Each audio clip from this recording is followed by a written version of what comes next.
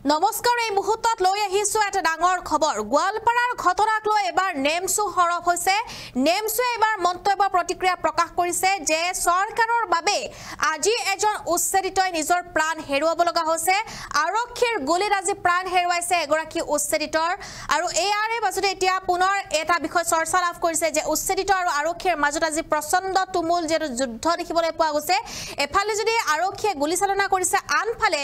আৰক্ষীক প্ৰহাৰ কৰিছে একাংশ উচ্ছেদিত লোকে সবিশেষ তথ্য লৈ আহিছে এই মুহূৰ্তত নেমছুৰ গৰ্জন উচ্ছেদস্থলীৰ ঘটনাক লৈ হৰফ হৈছে নেমছু উচ্ছেদস্থলীৰ ঘটনাক লৈ হৰফ নেমছু অসমত এতিয়া শান্তি শেষ হৈ গৈছে অসমত এতিয়া শান্তি শেষ হৈ গৈছে চৰকাৰৰ বাবে আজি সাকুৱাৰ হুছেইনৰ মৃত্যু হৈছে বুলি উল্লেখ কৰিলে নেমছুৱে আৰক্ষী প্ৰশাসন চৰকাৰৰ বাবে নিৰি সাকুৱাৰ হুছেইনৰ মৃত্যু হৈছে সাকুৱাৰ হুছেইনৰ মৃত্যু হৈছে অসমত এতিয়া শান্তি বুলি কোৱা বস্তুটো নাই হেয়া শেষ হৈ গৈছে আৰু নেমছুৰ গৰ্জন দুখিয়া নিচলা উচ্ছেদিত ৰাজ্যৰ ওপৰত চৰকাৰৰ এয়া চৰম অন্যায় বৰ্বৰতা নেমছুৰ গৰ্জন দেখিবলৈ পোৱা গৈছে এবাৰ নেমছুৱে এনেদৰে কিছু মন্তব্য প্ৰকাশ কৰিছে কিয়নো এই ভয়ংকৰ ঘটনা যেটো আজি গোৱালপাৰাত সংঘটিত হৈছে আৰু গোৱালপাৰাৰ ঘটনাক লৈ এতিয়া বিভিন্ন দল সংগঠন হৰফ হৈ পৰিছে বিভিন্ন দল সংগঠনে নিজৰ মত বিনিময় কৰিছে মত প্ৰক্ৰিয়া কৰিছে তেওঁলোকে আৰু উল্লেখ কৰিছে যে চৰকাৰৰ বাবে আজি এজন নিৰীহ লোকৰ প্ৰাণ হানি হৈছে এজন নিৰীহ লোকৰ আজি মৃত্যু হৈছে নেমছুৱে এবাৰ উল্লেখ কৰিছে নেমছুৱে এবাৰ মন্তব্য কৰিছে নেমছুৰ এয়া গৰ্জন দেখিবলৈ পোৱা গৈছে চৰকাৰৰ বাবে এনেদৰে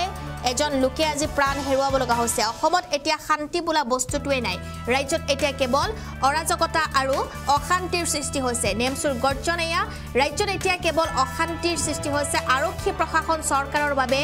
সাকুৱাৰ হুছেইনৰ আজি মৃত্যু হল বুলি উল্লেখ কৰিছে নেমছুৰ সভাপতিগৰাকীয়ে পাইকানৰ উচ্ছেদস্থলীত আৰক্ষী প্ৰশাসনৰ ভূমিকাক লৈ হৰফ হৈছে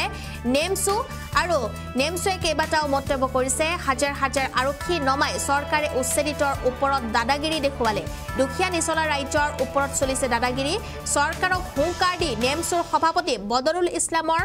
গৰ্জন বদৰুল ইছলামে গৰ্জন এয়া বদৰুল ইছলামে এতিয়া প্ৰতিক্ৰিয়া প্ৰকাশ কৰিছে যেহেতু ৰাস্তাত তিৰপাল দি থকা উচ্ছেদিতক বৰ্বৰভাৱে আক্ৰমণ কৰিলে আৰক্ষীয়ে অসমত এতিয়া শান্তি বুলি কোৱা বস্তুটো নাই ৰাজ্যত এতিয়া কেৱল অৰাজকতা আৰু অশান্তি আৰক্ষী প্ৰশাসন চৰকাৰৰ বাবে আজি এজন নিৰীহ লোকৰ মৃত্যু হৈছে পাইকানৰ উচ্ছেদস্থলীৰ যি ঘটনা সেই ঘটনাক লৈ এতিয়া হৰফ হৈছে নেমছু আৰু নেমছুৰ সভাপতিগৰাকীয়ে মন্তব্য প্ৰকাশ কৰিছে সেই মন্তব্য আছে শুনাবলৈ চেষ্টা কৰিম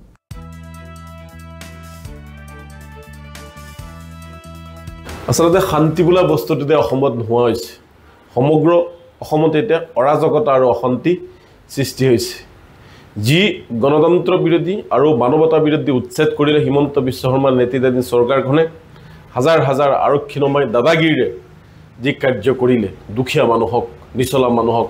ভূমিহীন মানুহক যি ঘৰ বাৰী ভাঙি দিলে তছ কৰি দিলে বুলডোজাৰ চলাই যি দাদাগিৰি কৰিলে আৰু শেষ কৰি দিলে আৰু শেষত অন্তিম সময়ত এই মানুহখিনিয়ে কি কৰিলে তিৰপাল ধৰি নিজৰ পৰিয়াললৈ মানে থাকিব ধৰিলে আৰু সেইটো সময়ত আজি গোৱালপাৰাৰ পাইকানত দেখিছোঁ আজি আৰক্ষীয়ে সেই মানুহবিলাকক খেদি পঠিয়াবলৈ গুলীচালনা পৰ্যন্ত কৰিছে এই ঘটনাক আমি নেমছুৰ তৰফৰ পৰা ধিক্কাৰ দিছোঁ গৰিহণা দিছোঁ আৰক্ষীসকল আপোনালোকক অনুৰোধ জনাইছোঁ সেই সকলো মানুহ মুখ্যমন্ত্ৰী ডাঙৰীয়ে যিটো কৈ থাকিব সকলো কথাতে আপোনালোকে গুৰুত্ব নিদিব আজি তেওঁলোকে ভূমিহীন মানুহ আছিলে তেওঁলোকক আজি মানুহ গুলিৰ বলত আজি হত্যা হৈছে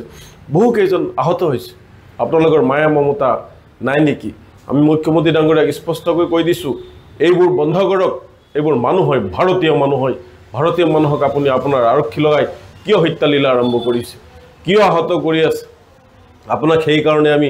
মুখ্যমন্ত্ৰী বনাইছিলোঁ নেকি সেইকাৰণে আপোনালোকক আমি গণতান্ত্ৰিকভাৱে নিৰ্বাচন কৰিছিলোঁ নেকি আপোনাক এটা কাৰণতে নিৰ্বাচিত কৰিছিলোঁ